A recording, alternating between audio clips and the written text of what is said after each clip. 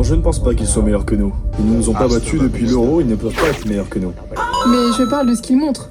Ça n'a pas d'importance. La phase de groupe ne veut rien dire. Regardez l'Allemagne. La Coupe du Monde commence maintenant. Évidemment, on aurait pu faire que des matchs nuls, et ensuite on élimine la France et c'est fini. Je ne pense pas qu'il y ait de favoris. La France joue à un très haut niveau, elle est en pleine forme, ils ont de bons joueurs, mais je ne pense pas qu'ils soient au-dessus de qui que ce soit. Beaucoup verront cette déclaration comme de l'arrogance. Et pourtant, je pense qu'il a raison. Parce que l'Espagne, c'est la dernière sélection à avoir éliminé l'équipe de France lors des 2 dernières grandes compétitions internationales.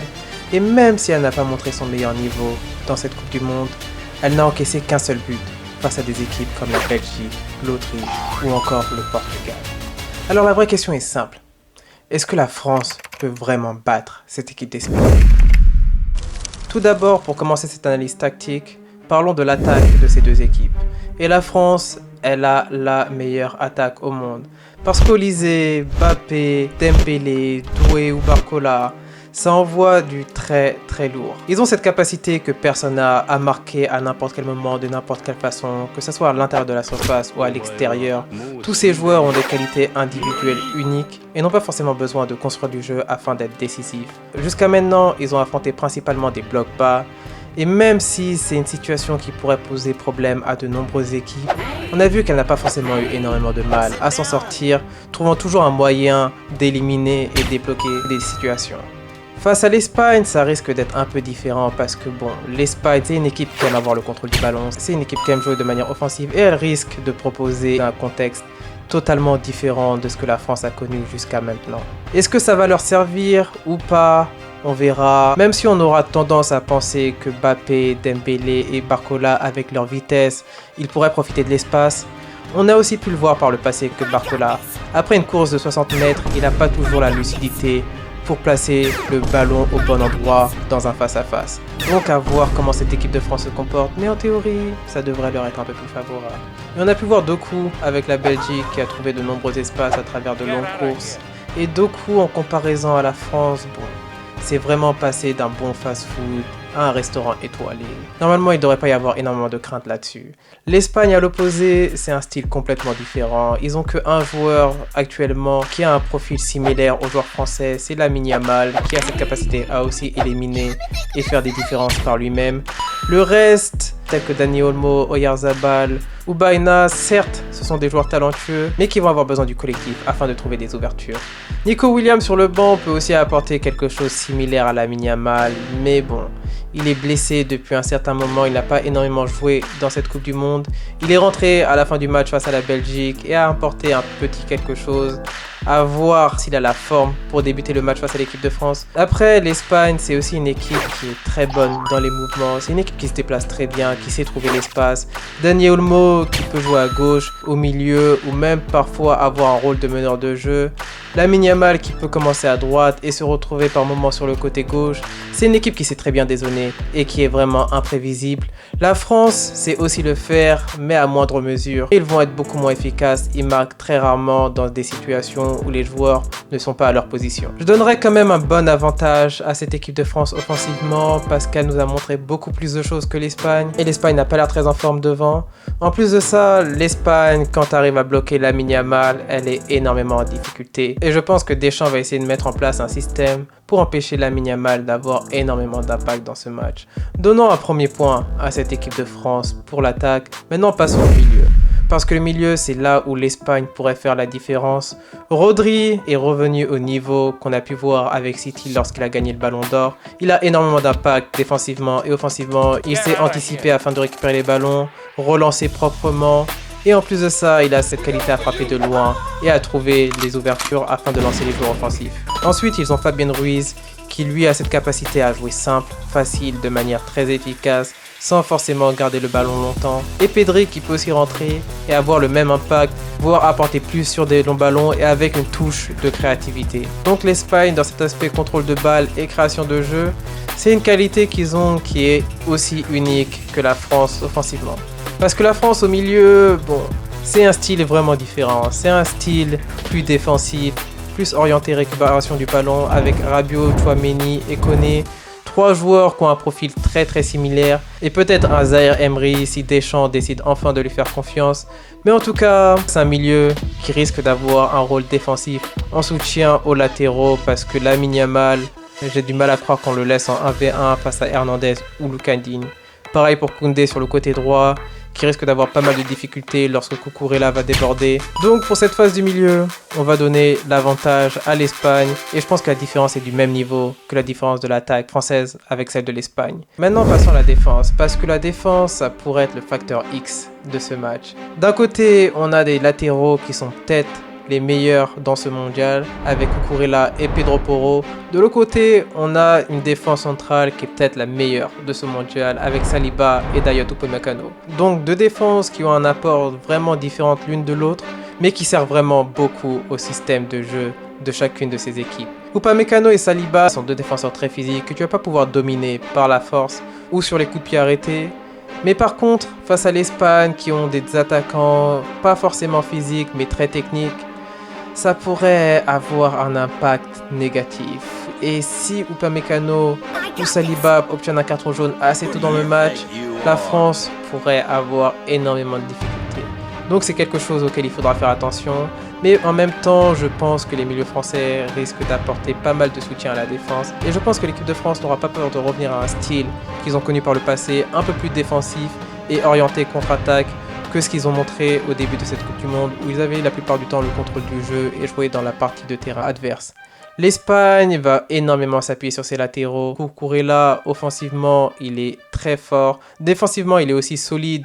Mais l'apport qu'il a offensivement est très peu mentionné. C'est un joueur qui est technique, qui sait bien centrer, faire de bonnes passes, déborder au bon moment et également se replacer quand il le faut. En plus de ça, il a ce côté un peu à la Carvajal, il peut te frustrer, il peut te pousser à bout et provoquer un carton jaune stupide aux attaquants adverses. Pedro Porro sur le côté droit est aussi très sous-coté.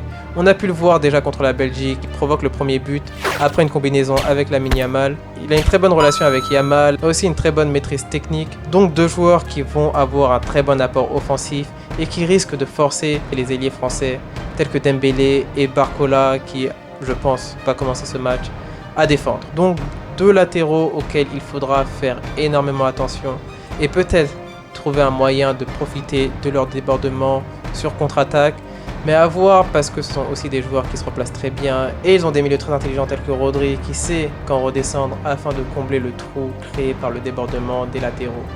Donc on va dire que la défense des deux côtés c'est plus ou moins égal avec deux apports très différents mais qui se valent. Maintenant, pour terminer avec les joueurs sur le terrain, parlons des gardiens. Deux gardiens qui n'ont pas été si sollicités que ça avec Unai Simon et Mike Maignan. Même si Mike Maignan a fait un arrêt sur penalty qu'il faut prendre en compte, car ça pourrait servir si ce match termine au tir au but. Unai Simon, à l'opposé, il a été un peu plus inquiétant face à la Belgique, notamment sur le premier but, où je pense qu'il aurait dû être capable de sortir cette balle. En tout cas, ils ont un gardien sur le banc, David Raya, qui est à mes yeux le meilleur gardien au monde et qui aurait été capable de sortir ce ballon de 2 Catellaire. Ensuite, à plusieurs reprises, il a fait des sorties qui étaient très questionnables plus tard dans le match et qui auraient pu amener à un deuxième but de la Belgique.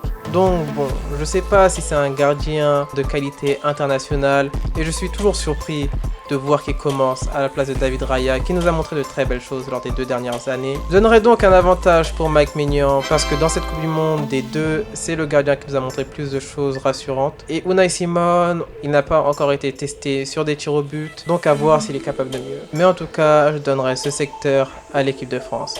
Maintenant, pour terminer avec les coachs et le banc, bon... Déjà, Didier Deschamps, même si je ne suis pas le plus grand fan, en tout cas d'un point de vue tactique, lors de cette Coupe du Monde, il nous a proposé quelque chose de beaucoup plus intéressant, avec un jeu un peu plus offensif de ce dont on avait l'habitude par le passé. Il a su s'adapter à ses joueurs, il a su écouter son effectif, et c'est un entraîneur qui, malgré ses défauts tactiques, a cette capacité à créer une très bonne cohésion d'équipe. Et au final, il nous a quand même ramené en demi-finale des dernières compétitions internationales auxquelles il a participé, même si, encore une fois, il a très souvent des très bonnes équipes. Donc c'est le minimum auquel on peut s'attendre. De l'autre côté, on aura Luis de la Fuente qui lui est un sélectionneur un peu plus récent, qui a gagné l'Euro 2024 avec cette équipe d'Espagne. Il est arrivé en finale de la Nations League qu'il a perdu au tir au but face au Portugal en 2025. Et son style de jeu est typique espagnol, contrôle du ballon, jeu offensif, débordement des latéraux, très bon collectif organisé qui sait trouver des ouvertures à travers des combinaisons. Donc un sélectionneur très tactique mais avec beaucoup moins d'expérience qu'un Didier Deschamps. Donc bon, même si j'aurais une préférence personnelle pour Luis de la Fuente dans son style de jeu, on va quand même mettre ces deux coachs à égalité parce qu'il faut quand même pas manquer de respect à Didier Deschamps après tout ce qu'il a accompli avec cette équipe de France. Et au final, dans le foot, ce qu'on retient, c'est la victoire. Et Didier Deschamps, c'est celui qui a gagné le plus des deux. Et maintenant, regardons le banc parce que là, ça devient très intéressant. D'un côté, on a un banc français avec énormément de solutions offensivement. Doué, Cherki, Mateta, Thuram et même Akliouche. 5 joueurs qui peuvent apporter des solutions et dans des profils très différents de ceux qui vont commencer le match. Même si on perd énormément en qualité par rapport aux 4 qu'on aura au début du match, à part Barcola et Doué qui se valent plus ou moins. Le reste, sortir Olysée déjà, ça serait limite criminel. Pareil pour Mbappé et Dembélé, bon, il y a Cherki qui peut apporter quelque chose de différent à voir, mais ça perd quand même énormément en qualité. Ensuite, le milieu de terrain, bon, c'est plus ou moins la même chose, ça se vaut, ce sont des profils très similaires. Et défensivement, je pense toujours que Gusto ferait énormément de bien sur le côté droit. Mais est-ce que Deschamps va se risquer à sortir Koundé? En tout cas, si Koundé prend l'eau, ça m'étonnerait pas qu'il sorte assez rapidement dans ce match. Et du côté gauche, malheureusement, on a 2 joueurs qui se valent plus ou moins, qui n'ont pas été très rassurants, qui ont tous les deux fait quelques erreurs et qui peuvent encore en commettre face à Lamine Yamal. Ce sont 2 latéraux que t'es pas forcément rassuré de voir face à Lamine Yamal. Mais il va falloir faire avec, ils vont avoir besoin de soutien et s'ils ont le soutien nécessaire, ils pourront peut-être survivre à ce qui les attend. En défense centrale, c'est pareil que l'attaque. On va perdre énormément en qualité. Ibrahima Konaté, je sais pas si on a vraiment envie de le voir rentrer dans ce match. Pareil pour Lucas Hernandez et Maxence Lacroix. Bon, certes, il nous a montré de belles choses, mais ça reste vraiment jeune et un peu inexpérimenté pour un match de cette teneur. Donc, un banc qui est peut-être rassurant à certaines positions, mais qui perd énormément en qualité. Tandis que l'Espagne, pour le coup, ils ont une meilleure profondeur de banc, même s'ils ont des joueurs assez jeunes, tels que Eric Garcia ou Gavi, ils ont quand même des joueurs qui jouent dans des grands clubs, qui sont expérimentés, comme des Zubimendi, des Mikel Merino, des Nico Williams, des Llorente. Donc vraiment pas mal de choix pour faire des différences en fin de match, pas mal de joueurs auxquels on peut faire confiance pour gérer la pression, qui peuvent facilement remplacer ceux qui seront sur le terrain. Et à part Lamine Yamal, offensivement, c'est limite si l'attaque espagnole qui va commencer le match est pas un peu plus faible que celle qui va terminer le match. Donc un banc auquel il faudra faire énormément attention. Et c'est là où la différence risque de se faire si le match va jusqu'aux prolongations ou si les 2 équipes sont très conservatives et décident de ne pas prendre énormément de risques. Donc maintenant, qui est-ce que je vois gagner entre ces 2 équipes? Pour être honnête avec vous, j'ai pas forcément envie de donner de pronostic parce que bon, évidemment que j'ai envie de voir l'équipe de France gagner, évidemment que j'ai envie qu'on ramène cette 3e étoile, mais cette équipe d'Espagne me fait énormément peur. Bon, la seule chose qui me rassure, c'est qu'ils sont pas au niveau qu'on a pu le voir par le passé. Mais ce qui me fait aussi peur, c'est qu'ils attendent vraiment ce match contre l'équipe de France. Et je pense qu'ils vont arriver très près pour ce match. On risque d'avoir une équipe d'Espagne meilleure que celle qu'on avait vue précédemment dans cette Coupe du Monde. Et si c'est le cas, ça va être très compliqué pour l'équipe de France. Et je vois peut-être l'Espagne gagner 3-2. Ou au moins, je vois le match aller en prolongation et ensuite advienne ce qui pourra. Et s'il se trouve qu'on a la même Espagne qui a affronté la Belgique, alors là, je pense que la France pourrait gagner peut-être 3-2, 4-3, 4-2. Je pense que ça risque d'être un match où il y aura énormément de buts, étant donné le style de jeu des 2 équipes. Je pense que ça risque d'être un match qui pourrait être très intéressant à voir. Un peu similaire au PSG Bayern qu'on a eu en Ligue des Champions, mais cette fois-ci dans un style sélection nationale. Donc je suis impatient de voir ce match-là. Et je pense que les jeux sont ouverts.